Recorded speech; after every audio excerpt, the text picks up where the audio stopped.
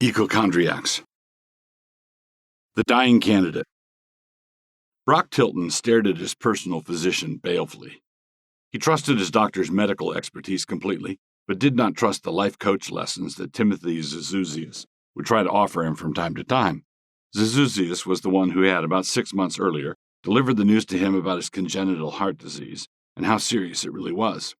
He was also the same doctor whose complete silence had been purchased for quite a handsome fee. When it came to raw physical stamina, Tilton was something of a draft horse, and that is why deception on the point was even a possibility. He didn't look like he was going to keel over any minute, but Zizuzius assured him that was coming up pretty soon. Fitness is not the same thing as health, the doctor had just said. You can just be stubborn for a little bit, and maybe a little bit more, but that's it. The thing that had made this interesting on a broader scale was that Tilton was the Democratic nominee for the presidency. And on some days, his race against Mike Pence looked like it was neck and neck, and other days it looked as though he had a better than even chance. Other days, Pence was ahead. This was according to their internal polls, as opposed to the public jokes that were good for nothing other than trying to manipulate the public. Anybody who believed the polls offered up for public consumption was as big a joke as the polls were.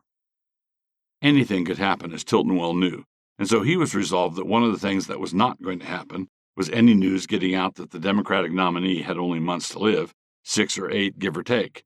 And as it happened, Tilton's Veep nomination was a young up-and-comer named Del Martin, barely old enough to be president.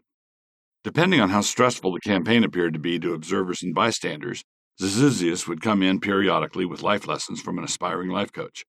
If only Brock retired, took it easy, hired the very best physicians, he had lots of money, he could probably live another couple of years. And if he got a good match for a heart transplant, he could go fishing for years. The problem with all such proposals was that even though Brock Tilton was a cold-hearted bastard, he did have one hot passion. That one hot passion was the jet fuel he used in order to fly his insane ambition up to his own private heights. By this point in his career, he almost qualified as an astronaut. If he could just be elected to the presidency and have that particular accomplishment next to his name, he didn't care what happened after that. If he lost the election, he wouldn't mind having a battery of doctors take a look at his ticker, but that would likely mean kissing goodbye to any chance of running for the presidency in the future. And he did not want to take that chance.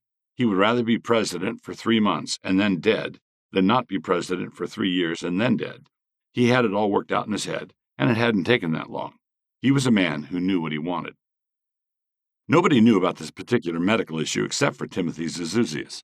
Nobody. The party didn't know, his advisors didn't know, his donors didn't know, his wife didn't know, the God Brock didn't believe in didn't know, and his running mate Del Martin didn't know. The only two who knew about it were sitting in that little doctor's room staring coldly at each other. It was not cold most of the time, for they had an understanding, but it was cold sometimes, like now. I know you don't want to hear about leaving the race, Zizuzius said. I just have to bring it up from time to time in order to salve what's left of my medical conscience. The only salve you need is cash, Tilton said, and I've made sure you will have plenty of that, more than you will know what to do with, more than was decent, and way more than market rate.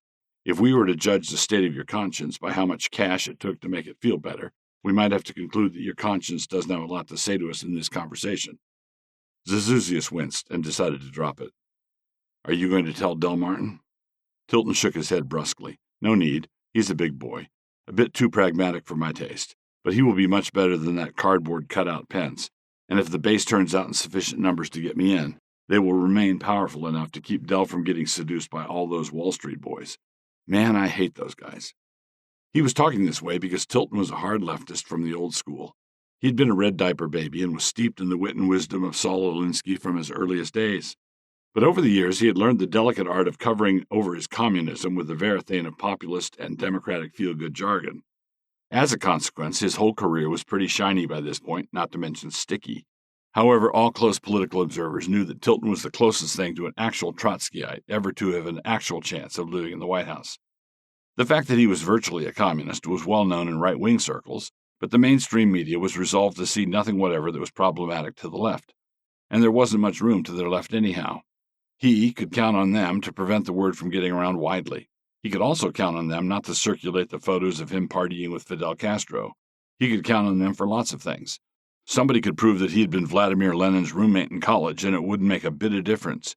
He wouldn't even need to point out that the chronologies didn't fit at all, Lenin having died long before Tilton was even born. There was that, and it would be a cinch to prove, but it wouldn't even be necessary. He could grant the facts behind the devastating roommate ad that the RNC just put out, and that would not change his levels of support from the media. Tilton stopped his daydream, shook his head again. No, Martin will be fine. He will wake up one day not knowing that he is going to become president that day. He will be fine if the base yells at him loud enough and frequently enough, and I think they are in the mood to do just that. Their conversation then turned back to practical medical matters and the regime of medications that Zizuzius was using to keep Tilton vertical and somewhat energetic. It was a complicated regime of pills and somewhat experimental, but Tilton had been making a good run of it. The ethics of the whole thing aside, Zizuzius was actually pretty pleased with himself.